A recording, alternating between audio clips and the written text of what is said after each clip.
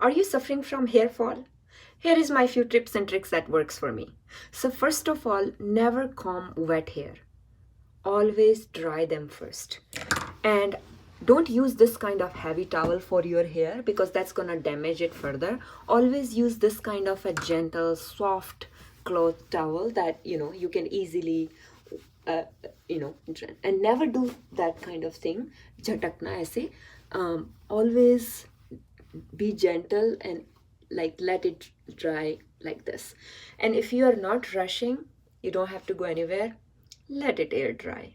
Another thing, if you hair get tangled, mine get tangles right here, I use a DIY detangler. There are so many detanglers available in the market that you can use, but I prefer no chemicals. I prefer using my apple cider vinegar with some water, and 1/4 of apple cider vinegar and rest 3/4 water. Put it in a bottle and you can spray that, and then start combing from the bottom. Never comb from the top because that's you're gonna damage your hair further and that's gonna give you more hair fall. So that, and also if you have dandruff in your hair, don't use any conditioner because that's gonna make the dandruff even worse.